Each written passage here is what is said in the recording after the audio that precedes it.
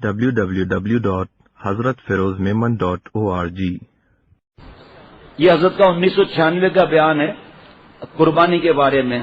اللہ تعالیٰ نے ہم کو دو قسم کی اطاعت اور اپنی بندگی اور آداب بندگی دو قسم کی سکھائی، اور دونوں قسمیں جو اللہ کا بندہ ایمان لانے کے بعد دونوں قسم کی بندگی بجا لائے گا، اس کی آداب بندگی کی برکت سے اللہ تعالیٰ کی طرف سے ہر وقت اس پر ہر لمحے حیات عطائے خواجگی ہوگی، یعنی اللہ تعالیٰ کی طرف سے اس پر رحمتوں کی بارش ہوگی۔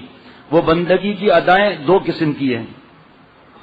نمبر ایک، جو ہمیشہ اللہ کے حکم کو بجا لائے، جیسا کہ قربانی آنے والی ہے، اس وقت قربانی کا حکم ہے کہ جانور ذبح کیا جائے، جو صاحب ہو جس پر قربانی واجب ہو گئی وہ پتہ کر لے۔ یہاں پرانی قیمت لکھی ہوئی ہے 52.5 تولہ چاندی یا اس کی قیمت۔ سونے کی بات تو چھوڑیے، سونا تو آج کل خوب سونا بنا رہا ہے۔ اب آپ سوچئے کہ کسی سونے کی دکان سے پوچھئے کہ 52.5 تولہ سونے کی چاندی کی قیمت کیا ہے، تو فرمایا کہ اس زمانے میں جو غریب ہے اس کے پاس بھی اتنا پیسہ نکل آئے گا، لیکن ہمت نہیں ہے۔ دوسروں سے جانوروں کا گوشت لے لینا اور قربانی نہ کرنا یہ بہت سخت محرومی ہے۔ اکثر میں نے جھوپڑی والوں سے پوچھا کہ آپ کے پاس بینک میں کتنا پیسہ جمع ہے، تو انہوں نے کئی ہزار بتائے، اس وقت میں 10,000 بتائے۔ حضرت والا رحمۃ اللہ علیہ کا جہاں پرانا ناظم آباد میں جہاں حضرت کا گھر اور خانقاہ تھی، اس کے قریب بہت جھوپڑیاں تھی اس زمانے میں، اور حضرت کے پاس آتے بھی تھے، لیکن اتنا پیسہ ہونے کے بعد قربانی نہیں۔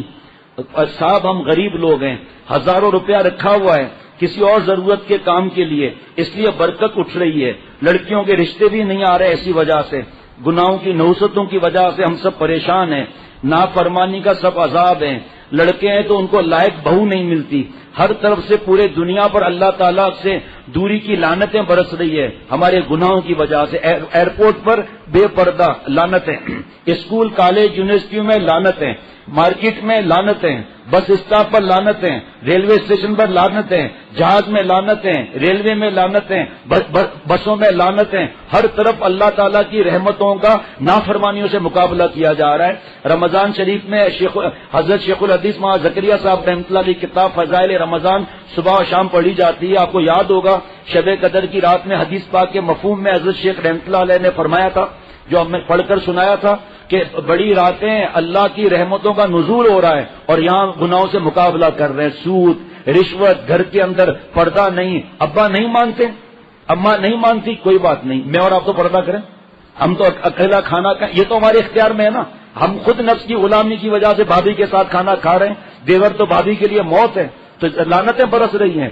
رونا تو اس بات پر ہے کہ اللہ تعالیٰ نے دین کا لیول لگایا ہوا ہے اور عمل نہیں ہے ہمارا۔ کالی کو دیکھتے ہیں، گوری کو دیکھتے ہیں، کسی کو نہیں چھوڑتے۔ حضرت فرماتے تھے نہ کالی کو دیکھ نہ گوری کو دیکھ، اسے دیکھ جس نے انہیں رنگ بخشا۔ یہ قربانی کا زمانہ جو آ رہا ہے یہ ادائے بندگی میں سے ایک جز ہے۔ اب بتائیے میں قربانی کے مسئلے بیان کر رہا ہوں کس انداز سے، جس طرح صاحب نصاب پر قربانی واجب ہے۔ اب دوسری بندگی، مسائل بہت حضرت نے فرمائے تھے، میں نے وہ مسائل نہیں لکھے کیونکہ مسائل مفتی صاحب کا کام ہے۔ ہم یہاں 2 دن کے بعد انشاءاللہ شروع کریں گے، فجر بعد عصر بعد انشاءاللہ تعالیٰ، اس میں ہمارے مفتی صاحب مسائل بھی بتائیں گے انشاءاللہ تعالیٰ۔ آگے سنیے گا، ایک تو صاحب نصاب پر قربانی واجب ہے، ایسے ہی صاحب نصاب قوت نفس، جس کے اندر نفس میں گناہ کرنے کی طاقت ہے اور نہ کرنے کی بھی طاقت ہے، یہ بھی صاحب نصاب ہے، یہ بھی وہ صاحب نصاب ہے قربانی کے لیے، یہ صاحب نصاب ہیں دوسرے نفس کی قربانی کے لیے۔ یہ اپنی بری خواہش کی قربانی کر دیں، انشاءاللہ اللہ تعالیٰ کے مقرب ہو جائیں گے۔ بتاؤ بھائی، آج ایک نیا مسئلہ سنا صاحب نصاب کا، قربانی کے لیے تو پیسے کی ضرورت ہے، لیکن اللہ تعالیٰ کی نافرمانی کرنے کی جس کے پاس طاقت ہے، یہ بھی صاحب نصاب گناہ ہے، صاحب نصاب طاقت ہے۔ اگر یہ گناہ کر لیتا ہے تو فاسق ہو جاتا ہے، اللہ کو ناراض کر دیتا ہے۔ اس میں مرد بھی آ گئے، عورت بھی آ گئی، صاحب نصاب ہے نہیں ہے قربانی کے حساب سے، سب پر تقوی فرض ہے، ہر مسلمان مرد اور عورت پر تقوی فرض ہے، اور نفس اپنی قوت کے حساب سے بدماشی کرانا چاہتا ہے۔ اگر گناہ چھوڑ دیتا ہے تو متقی ولی اللہ ہے، اس لیے اس کی بھی مشق کیجیے اس مبارک مہینے میں، ان مبارک دنوں میں کہ ہم لوگ اپنے نفس کی قربانی کے وقت میں نفس کی قربانی بھی کر دیں۔ www.hazratfirozmemon.org